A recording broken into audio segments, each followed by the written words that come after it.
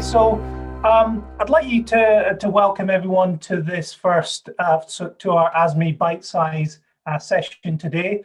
I'm absolutely delighted to welcome friends, colleagues and collaborators from IAMSA in the United States.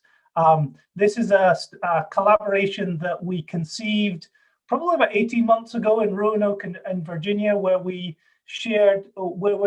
realized that we shared very many goals and aspirations for both our organizations, and we felt that we could work collaboratively together.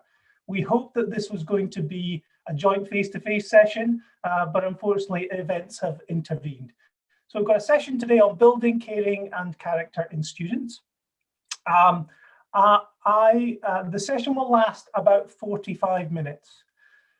Just some instructions about the chat. So if you want to ask a question, please use the chat field. It's available on the chat button at the bottom right of your screen. Can you please make sure you select the option to post on the chat to panelists and attendees so that everyone can see your comment or question. If we don't get time to answer all your questions, we will provide a document after the webinar with any questions we are unable to address. The chat field is available for you to contribute to conversation. We may invite some participants to expand on their comments by asking their permission to make their audio and video live. Again, we will ask your permission. We will not just put you up without your knowledge. Please respond via the chat feed that you're happy for us to add you as a temporary panelist to join the discussion and expand on your comments. To let you know, the webinar is being recorded. A video of the webinar will be made available on the ASME website along with any other support materials. If you are having any technical problems, we ask that you make ASME aware by emailing events@asme.org.uk rather than adding it in the comments field, and we will respond to you. So without further ado, I'd like to introduce Peter de Jong, who's going to chair this session.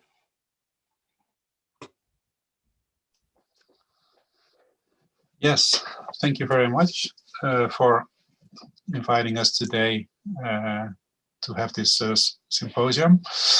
My name is Peter de Jong. I'm from the Netherlands, and I'm going to show you a few slides as an introduction to what IMC is, kind of an organization, that you know a little bit about our background. And then we are going to listen to 3 short presentations. So I'm going to switch over to my screen, and I hope that you can all see that now. We are from IMC. IMC stands for International Association of Medical Science Educators. And in fact, it is a non-profit professional development society. We are looking for improving the qualities and the skills of our teachers. We have about 1,600 members worldwide, and not only medical school, it's from all fields in healthcare education. We have a lot, of course, we have a lot of things about faculty development. That's what our main mission is. And for example, we have an medical educator fellowship program for people to join, in which you can learn a lot more things about teaching. We also have a nice grant program for faculty as well as for students. We do have an annual meeting, and normally we have an annual meeting on site, as you can see in the pictures. If it is an annual meeting on site, we have about 600 to 800 participants. With the regular things, the plenary presentation, the focus session, work groups, all kind of things. This year we will be online, unfortunately, again. As you can see, the 25th annual meeting will happen in June, and registration will open today or tomorrow. So if you're interested in joining us, then you're welcome to do. Last year we were also online, and we had about 2,000 participants. So that's a big difference than with the face-to-face meetings. The last thing I wanted to show you a little bit about is we have publications. IMC is has his own journal, Medical Science Educator. For some reason, my screen jumps up and without me asking for it. Our journal is called Medical Science Educator. It's an online journal. We have 6 issues per year, and we publish all kinds of things regarding teaching in the health sciences education. So you're welcome to submit with us. We also have a manual series. Those are little how-to manuals, and we are building that series as we speak. We have several already available, but there will be coming more in the upcoming years. And we have a webinar series, like the one that we are looking here now today. We have our own webinar series, and those are groups of 5 or 6 episodes. So that means 5 or 6 weeks in a row. We have a 1-hour presentation about a specific topic, and we do that 3 times a year. All events and all things that you can join if you are a member, and several of them you can also join if you're another member. Today we are going. This is the slide for today. Today we have a session which has the title "Building Caring and Character in Students." You all know about that, and we have invited 3 speakers, 3 IMC members that will give you a short presentation today about our topics, and we will do those presentations just back to back so that we can spend the rest of the meeting today for questions. The first speaker, as you can see, is Neil Osheroff. He's from Vanderbilt University in the US. He's going to talk about using competencies to build professionalism and character. The next speaker after that is Haramati from Georgetown University in the US, more focusing on creating caring communities. And as you can see, especially from what came up in the pandemic. And then the third speaker is Jo Bishop, Faculty of Health Sciences and Medicine from Australia, other side of the world today. And she's going to talk about mental health for all.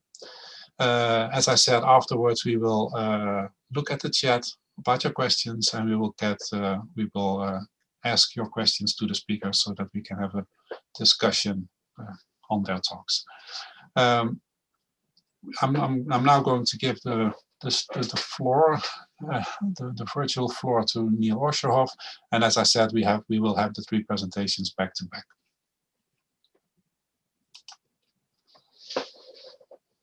Neil, you can if you can share your screen. There we go.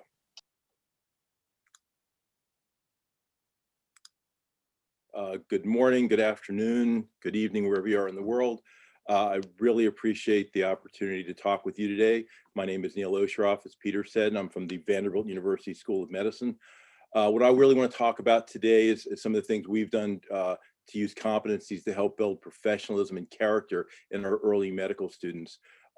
This is an MD program, but I'll also point out that I think everything I'm talking about today is still very much applicable to an MBBS program as well. I co-direct the first scientific block of our pre-clerkship curriculum. So literally, I get the students on the first day of medical school. And I've been doing this for over 30 years. And I can tell you with a surety that when medical students come to school for the first time, they virtually all suffer from imposter syndrome. They're nervous, they lack confidence. They're at their least mature and they're least secure, and they're emotionally fragile. In short, they're a long way from becoming the finished product that we know as physicians. So the premise of the talk that I'm going to give you today is that we can take student professionalism and character and we can really strengthen it by teaching them how to work and communicate in a team setting, which will help develop a more appropriate culture for them, how to express empathy and help others, and that will enhance their emotional IQ, how they should be able to self-assess, which is a really important skill for a physician to have, and then be able to accept and apply feedback to themselves, and how they can provide high quality feedback to others. So the important principles I'm going to work on is first that building medical student professionalism and character really should and can begin on the very beginning of medical school. It does not have to wait till the clerkship or the clinical years. The other thing is that the very same courses that we use to teach the foundational sciences to our students can simultaneously be used to strengthen and coach core values that enhance professionalism and character among the students. The competency domains we use have been described by the ACGME, or the Accreditation Council for Medical Education. That's the governing body of residents in the US, or in many parts of the world you refer to as junior doctors. We have 6 core competencies that are medical knowledge, or knowledge for practice, professionalism, systems-based practice, which really is about how well you participate in a team setting, practice-based learning and improvement, which means really addresses how well you take feedback and apply it to what you're doing, patient care, and interpersonal and communication skills. These are very similar competencies that what you would find for the National Board of Osteopathic Medical Examiners in the US, the CanMeds in Canada, or the Academy of Medical Royal Colleges in the UK. Now, one thing I'll point out, when we talk about competencies, in some parts of the world, it means something very different. In some parts of the world, it's a checklist of, 134 check boxes the student has to do before they can become a physician. That's not what we're talking at all. What we're really talking about is more or less a GPS, a roadmap that tells you where you are now, where you need to go, and in many respects, how to get there. Now, where we use this approach in our curriculum is really in our case-based learning program, which is essentially problem-based learning. Over the course of the first year of medical school, students have approximately 74 cases they go through. They come in Monday morning, they work through 2 cases, and essentially they come in, they have a cold case. The first thing that happens is the patient describes their chief complaint. It goes through more history, tests, results, more history, back and forth. Ultimately, it culminates in the diagnosis of the patient. The students then set their own learning objectives, go home, research the foundational sciences that really underlie the normal condition, the medical condition, the symptoms that they're seeing, how the treatment's based. And they come back and discuss this for 2 hours, either on Wednesday or Friday. This is a learner-centered, active learning format that really simulates clinical practice in a safe setting. Scaffolds deep medical science knowledge in a clinical context, and students begin to develop clinical reasoning skills and self-regulated learning skills. But because of the environment it's in, it can also be used to strengthen professionalism and character. So while the students are doing the basic science work that they're into, it also, the students can be coached and assessed on how they work and communicate in a team setting, express empathy, and that's not only for the patients and the cases, but also for their group mates, how they can help others that are struggling or might need assistance. It allows them also to analyze how they're self-assessing and how they're accepting and applying feedback to themselves. We also have a program that goes with it that teaches students how to give high quality feedback to help the others in their group, both in writing and face-to-face. The other thing that this can work on is because you can also incorporate issues that relate to professionalism and character into cases. For example, we have a medical error in the handling of a child with a disease called MCAD, which is a middle chain fatty acid degradation disorder. But it's a disorder that, until it was originally found, probably resulted in about 25% of sudden infant deaths in the US. So in this case, we have discussions of who is really default, who should have taken care of things, parents versus physician responsibilities, how to handle peer interactions with a physician who's made an error. You can have things like an immigrant family as a child with sickle cell, where now you can talk about global differences in treatment, genetic testing. The other thing is you can also talk about interactions with the healthcare system and incorporate, for example, microaggressions if you want to. We have a case on acetaminophen toxicity that talks about drug addiction, over-the-counter drug safety, but at the same time, personal responsibility and empathy for the patient, and things like rotavirus, where you're talking about global health issues. Once again, the importance of basic necessities that are not always present elsewhere in the world, and you can look at empathy from it as well. Now, in our earlier curricula, in the first year, basically, the only thing that was really talked about was medical knowledge. And when students had to set learning goals because they were having some deficiencies or problems, literally, if you look here at this pie chart, the MK right here, medical knowledge would have accounted for probably over 90% of all these learning goals in previous curricula. And when you look now, and these are the other areas that include professionalism, system-based practice, etc. Now they actually encompass about 2/3 of the learning goals that are set. So it's a really holistic vision of our students. One of the things that we've also learned is that competency-based assessment not only can drive learning, as we all know assessment drives learning, but it can also really drive holistic development of professional behaviors and attitudes in our students. We can also identify competency challenges that would have gone undetected till much later in clinical training. Now, granted, the vast majority of our students don't have competency issues in terms of challenges, but literally at this point, we can detect problems that might arise with professionalism, systems-based practice, how they work in teams, literally in the 3rd week of medical school, whereas in previous curricula, we would have really looked into these in about the 3rd year of medical school. So we really can get these very early in the training.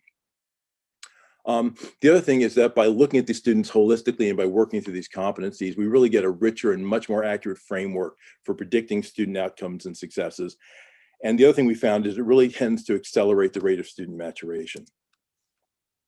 So the takeaway messages from this talk are really that professionalism and character, as we know, are important characteristics for all physicians. Too early in curricula, skills that bolster professionalism and character in students are really taught in isolation of other parts of the curriculum. And they're also taught in much later stages of the curriculum. And at least in my opinion, this really renders them of somewhat lesser value. The other thing is that training and skills that enhance student professionalism and character really can be incorporated very early in the curriculum, but also within the very same foundational science courses in the pre-clerkship curriculum that are teaching the students the sciences, which really helps students develop these attributes very early in their careers. We're going to take some questions later. And if you have any, I'm happy to talk with you about them, but I'll also point out there's a couple of articles listed here that talk about our work with the competencies and also with our face-to-face feedback program. So with that, I really appreciate the time that you've taken to listen to me today, and I look forward to questions later. Thank you very much.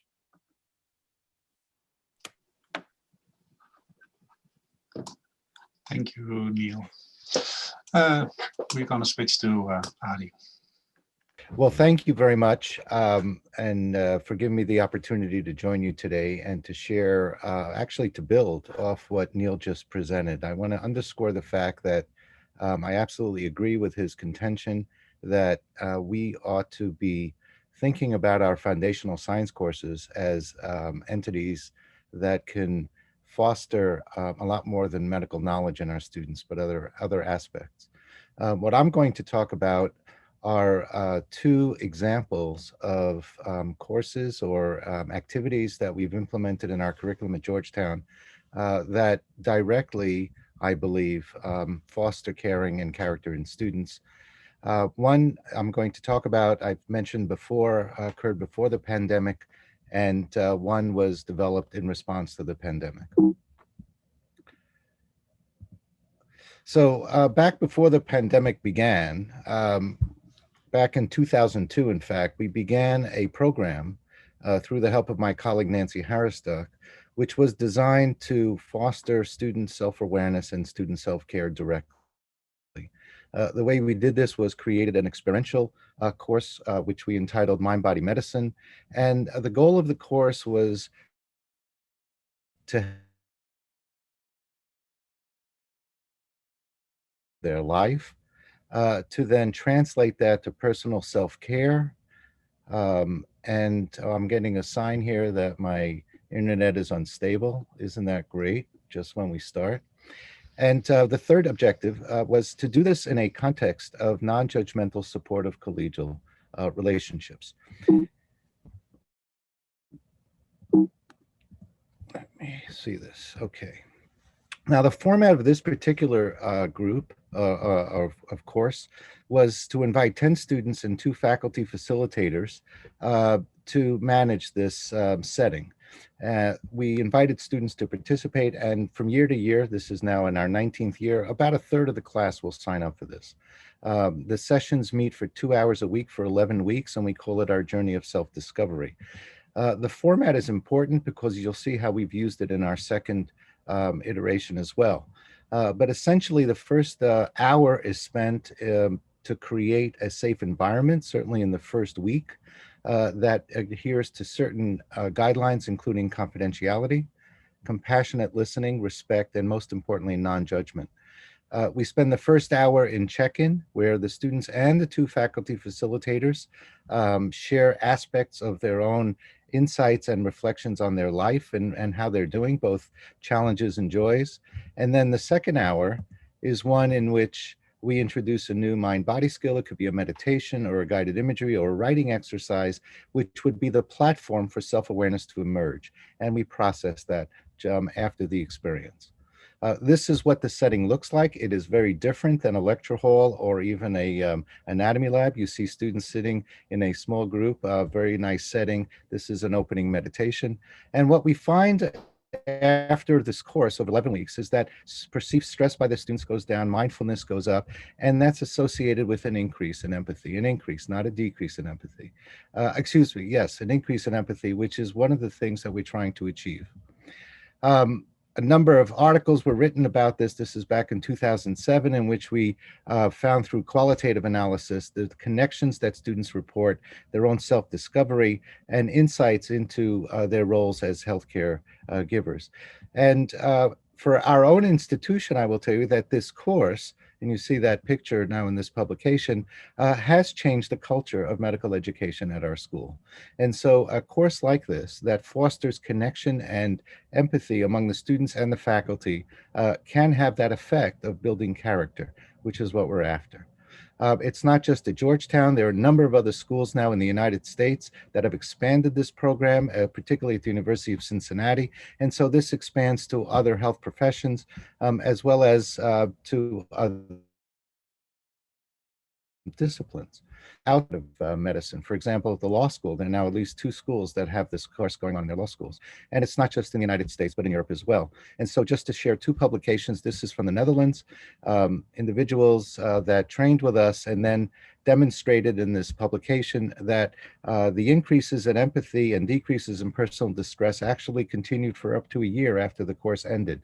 So there's a long-lasting effect that happens from the skills that were developed during this course.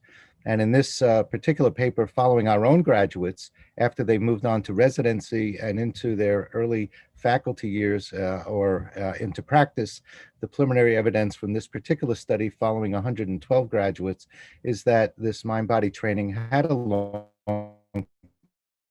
positive impact during their residency and how they approach patient care, particularly with regard to empathy and self-care. Then the pandemic hit. And so last March, we were faced with the fact that we didn't have the opportunity to be together in groups in person. We had to do it on Zoom, for example. And the question was it going to work? And for the mind-body program, I will tell you that despite the fact that we went virtual, there was quite a bit of positivity and gain from even conducting those sessions virtually.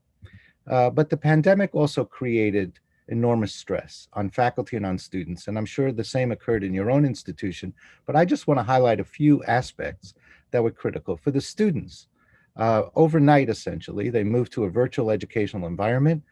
For many, particularly those in the clinical years, there was uncertainty how they're going to get clinical training. And there was some serious safety concerns, and they were completely isolated from family because many don't live at home, they live alone.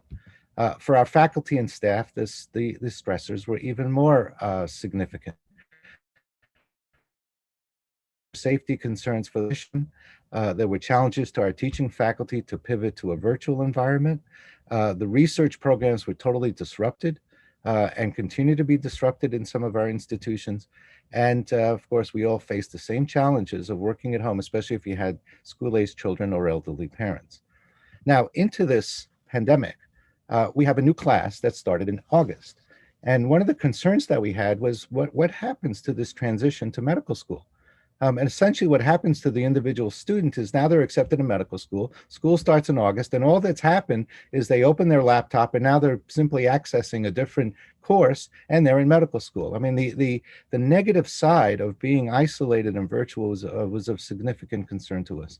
And so we pivoted to create a new offering which was creating caring communities. That's what we called it. And so in a few slides, let me share with you what this was. The goal was to help students transition to med school by creating an environment in which they would be with their peers, similar to the mind-body, and but also allow them not to worry about academic aspects in these settings, but to talk about their personal lives, their challenges and their joys. Now, the way we had it set up was we had the same 10 students, but this time we made it mandatory and assigned each incoming student to a group of 10. We had a faculty member co-facilitate this, an individual who was already trained to lead the mind-body groups. But the innovation here was we used a second-year student and invited 20 second-year students who had already taken mind-body to co-facilitate those sessions with the faculty member. And so there's quite a bit going on here. And we only held these sessions for 1 hour, not 2. We weren't teaching mind-body. We were simply creating the community. And so if you look at the format, 10 students, mandatory, assigned for the, mandatory, I should say, for the first 2 sessions. And after that, students could opt out. The groups met for only an hour, and they met approximately every other week, or 7 times in the fall semester. But again, the structure was similar. We first had to create the environment, even virtually, which adhere to the same standards of confidentiality, respect, compassionate listening, and non-judgment, and then just use that hour for check-in. That's what we use this sessions for.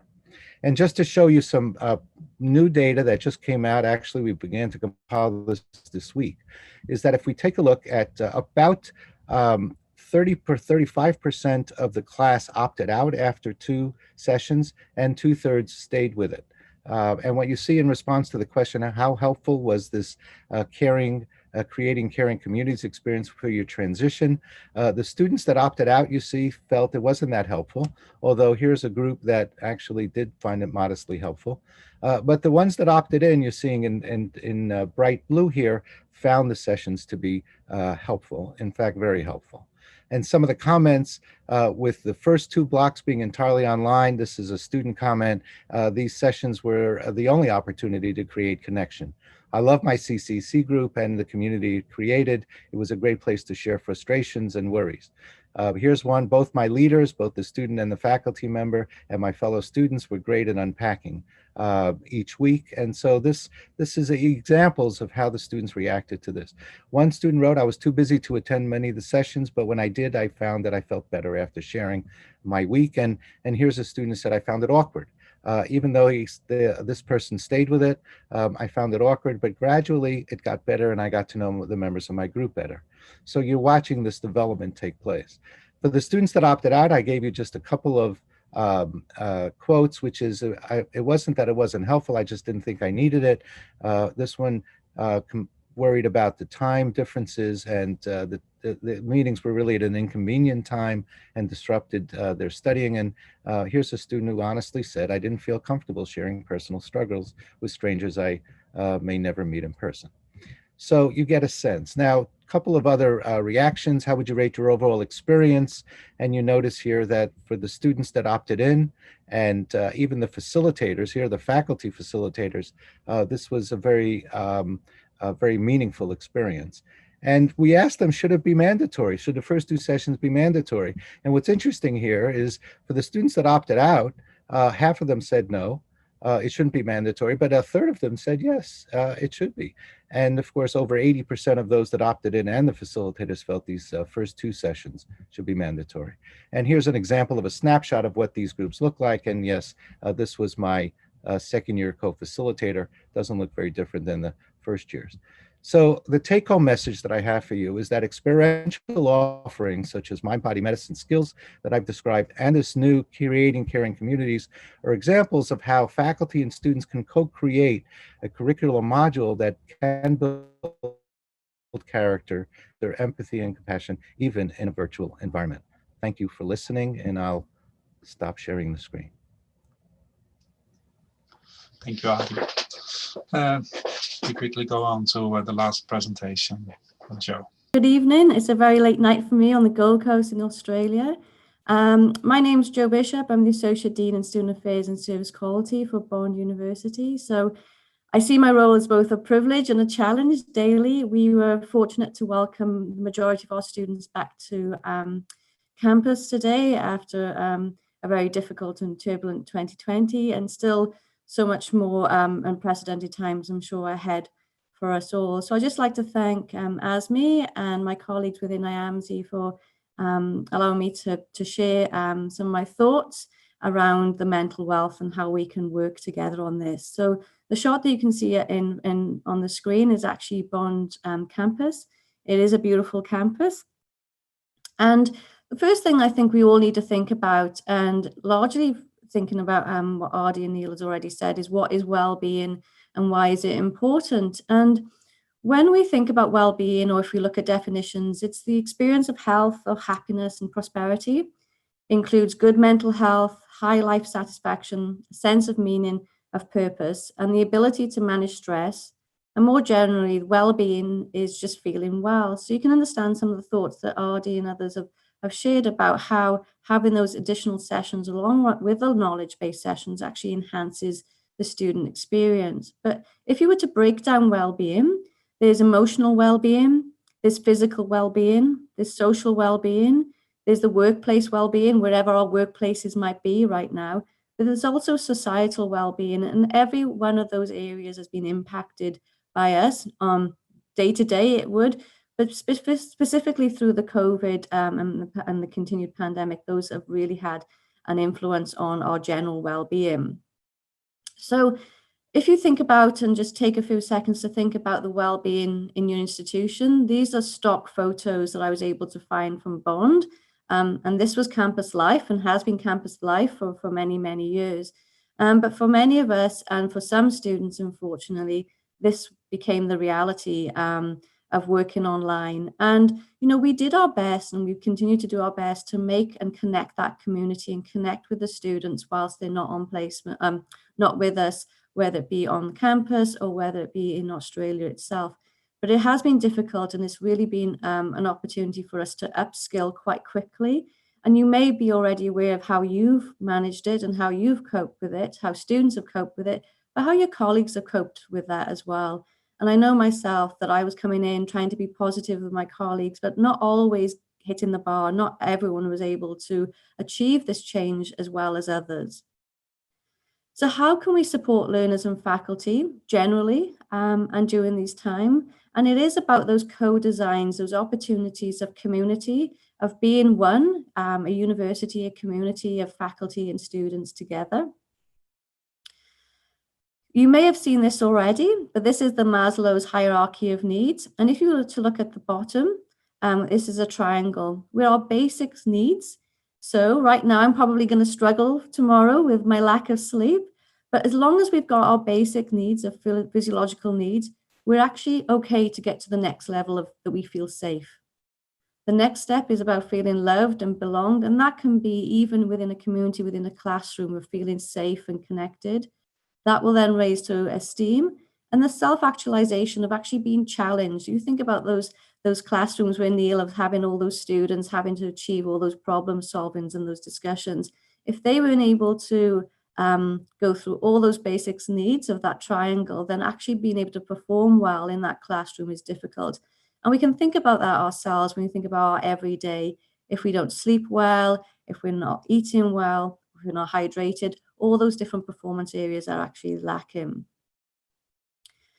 What we can also do when we think about ensuring the safety of our faculty and our students is to think about making sure that all are welcome. So those small behavioral cues that we have, whether it be in the classroom, in meetings, of how we represent ourselves and others, the signals that we're sending, those interactions, those non-verbal cues when people are talking, they even come across.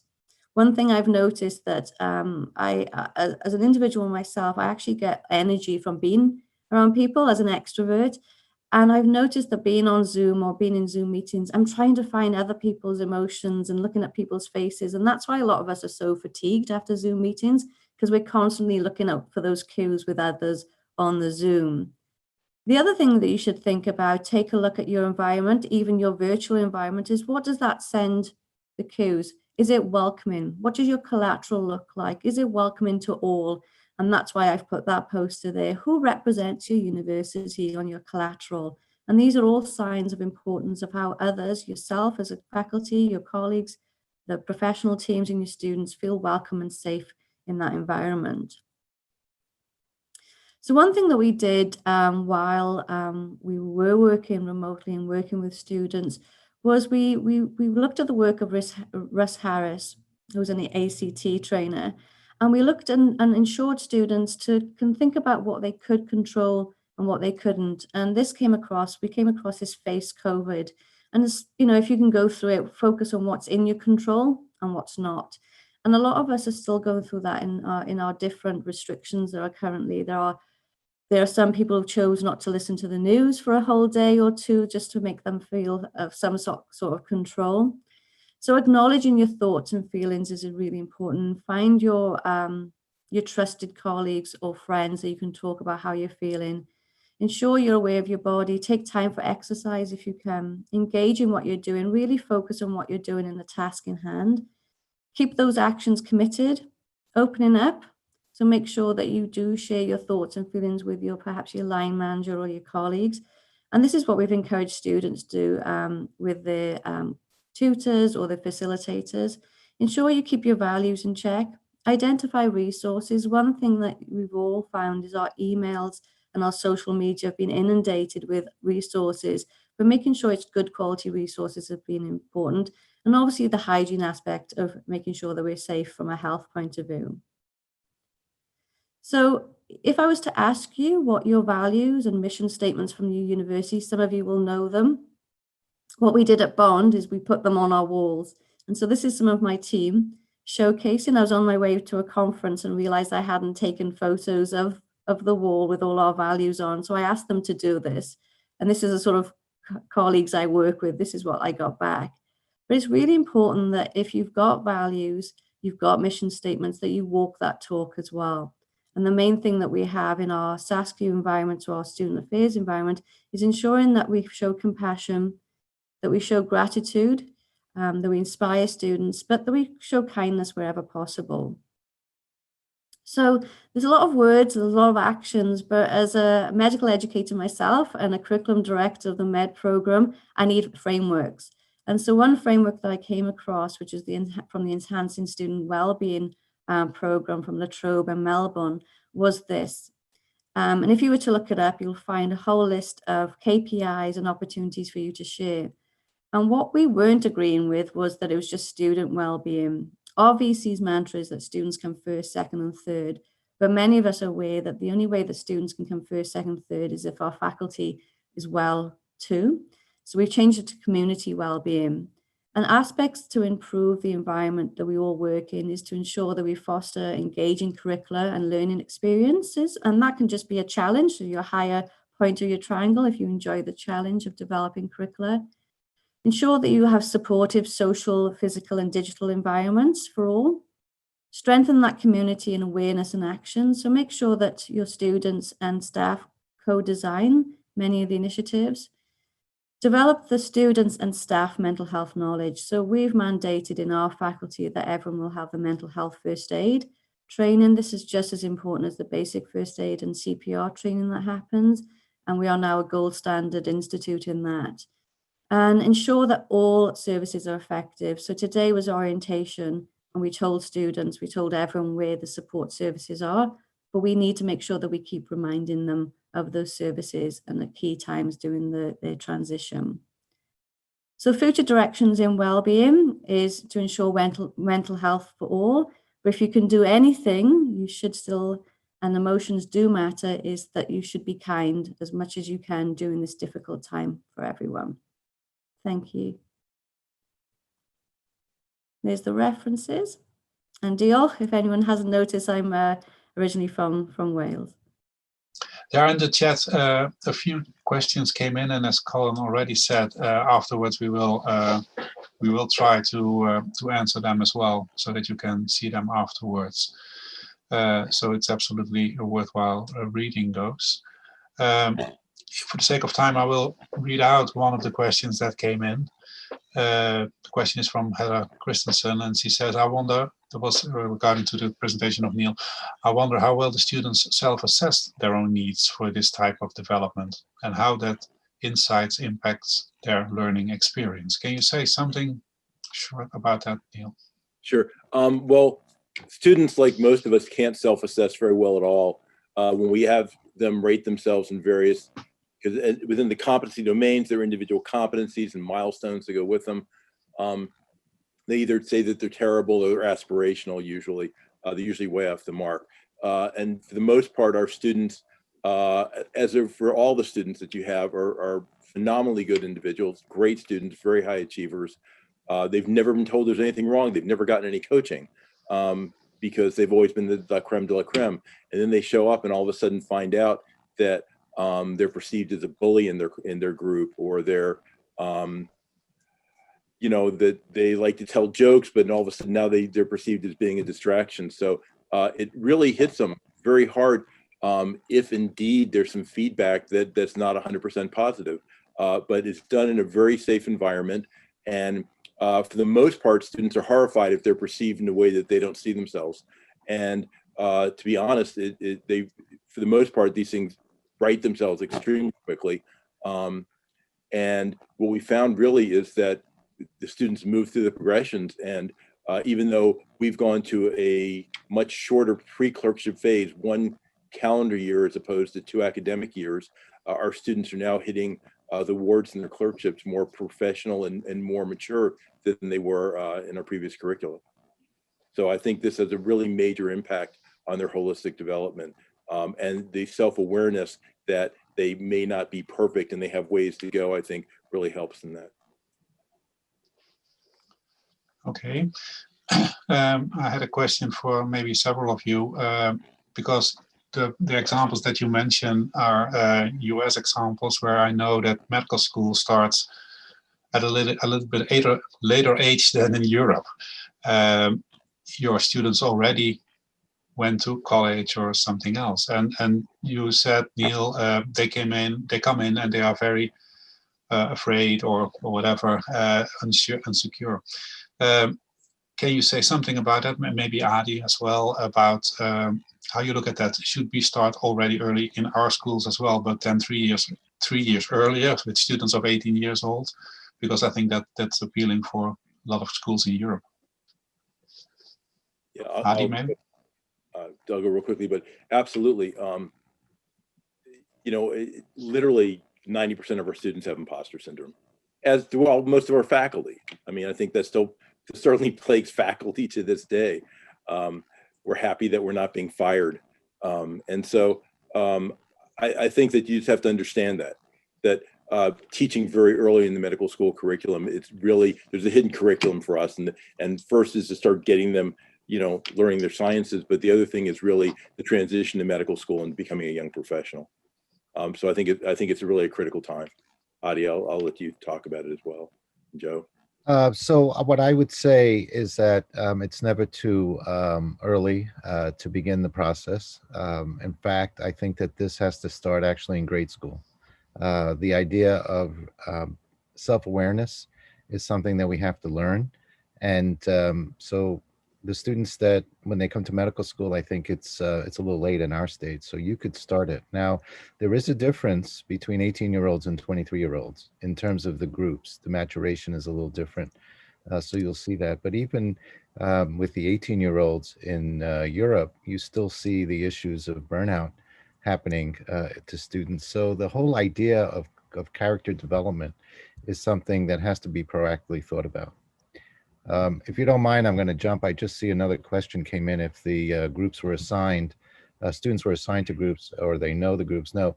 So our team-based learning groups and our problem-based, case-based learning groups are pre-assigned. But these groups were different. We purposely did not choose the same groups that they would use in the academic world, because we wanted to do something that was very different. So just a quick point about the framework. We have 200 students roughly. They're divided to 5 societies, and their groups occur for academic reasons, cases, and small group activity through their societies. What we did for the caring communities was we cut across societies. So 2 from each society created a group of 10. So it was purposely designed to be cross-sectional and give them an opportunity to meet folks that they wouldn't normally see.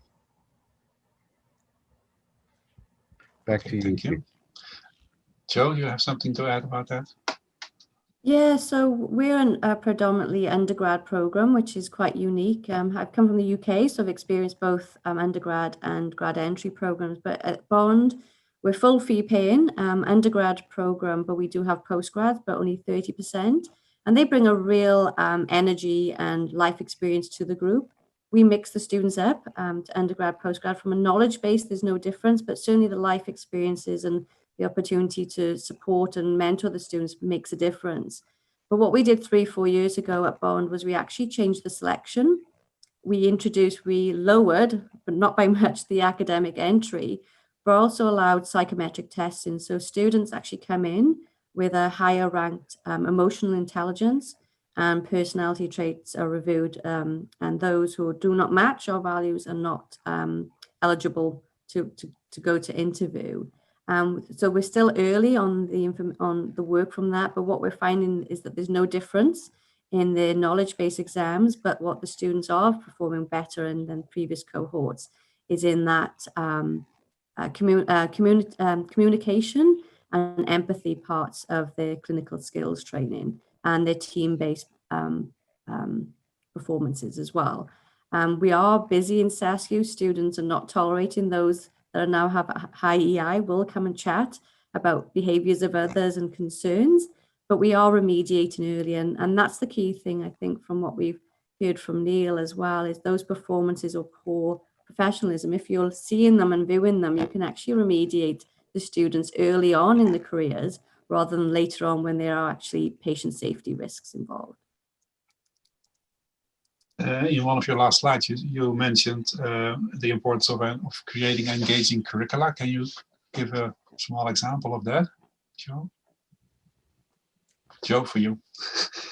Sorry. So with engaging in curricula, it's around one of the key things that we have in an integrated curriculum or across subjects, if we're thinking about the university, is that everyone is working in silos. So, you know, when assignments are, deadlines are, and the curricula is like as if the subject conveners don't know what the others are doing. So what we've tried to do is attempt to engage the curricula by the types. Multimodal has had to happen. So plan B is never innovative, but we're actually moving towards more innovation and more creative teaching. We're also making sure that assessments are as authentic as possible. So rather than just rote learning MCQs, making sure that the assessment is authentic. We're moving to pass-fail rather than there be scoring where there's more competition between students.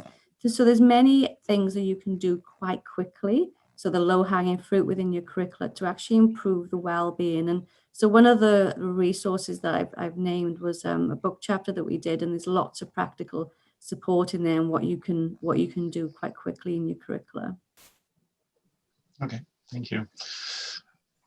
In the chat, I found a question about the competency-based assessment. And I think Neil talked about a lot about competencies.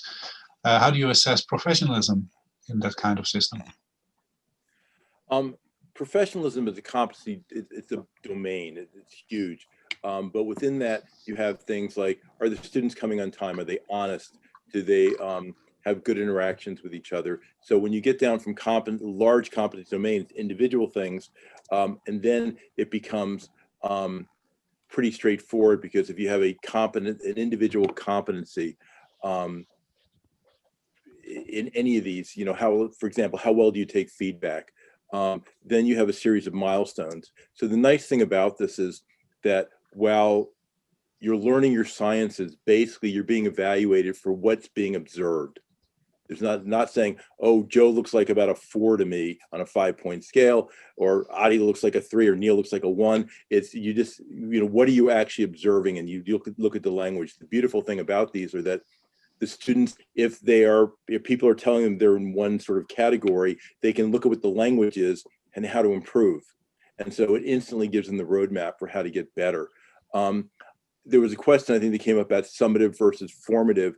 And yes, in fact, the students are being summatively reviewed in these areas, but for the vast part, of course, they're pass-fail. For the vast majority of our students, this is really formative. It's really about coaching. And what we try to tell them is that There are a few of our students that really need to be coached up, but in addition to that, if you think about who do you think is the world's best football player, first, how you define football in different parts of the world. But if you think about in your local club, whatever, who's the best player, the best players in the world are being coached every single day that they're in practice or on the field, so that even if we have a student that's doing really well, we help them get better. And so even though, as I said, this is really summative, for the vast majority of our students, it really has nothing to do with the final grade. It really has to do with coaching and make them better. Okay. I see a lot of questions and answers coming by in the chat, so that's wonderful to see. I want to give one more opportunity to the speakers. Did you see maybe a question or an answer in that thread that is worth addressing online now that you want to go into? Because I saw that you were reading and writing. Neil, do you want to talk about how you assess professionalism in the competency-based format? Well, as I said, you break things like professionalism down to a series of smaller bits and bytes, because it's hard to say, oh, does I look professional today, or is he acting professionally? But if you say, how is he treating the other people? Is he bullying them? Is he showing up on time? Is he providing a safe environment and things like that? If you have individual competencies, these are things that you can actually watch someone. And I said, feedback's a great example. Do they take feedback? Do they give feedback well? And you can assess them in these things in a pretty straightforward manner. It takes time, but the students, Joe wrote about how students struggle receiving feedback at first. And that's really true, because once again, they've never gotten any feedback that had anything negative attached to it. But so part of it is also training your facilitators how to give appropriate feedback. And we train the students. So the students actually have a program where they do face-to-face. It's very uncomfortable for the first time or two, but the students really start to crave it because they learn how to give actionable and professional feedback that it's in a way that will help someone. It's intended to help someone. They crave it. By the time they get on the wards, they drive our clinicians crazy because they're constantly asking the physicians for feedback now, whereas before they kind of shunned it. So it ends up being, I think, a really important program for us. Joe, can you add something to that? I think you can. Yeah, what we're Coffee. struggling with. Yeah, the coffee conversation. So what we realize, and especially my role, is that often I have a workshop and some work that I do with Ardy where it's called Knock Knock, Who's There?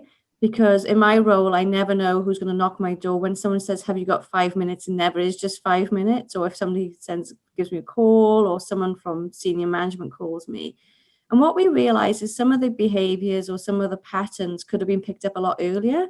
If one, we had a resource of way of collecting and reporting these early signs and behaviors, as Neil has described. But what we'd like to do is have those coffee conversations with those students early, that it's not punitive, it's remediation, as in, do you know how that behavior was perceived today?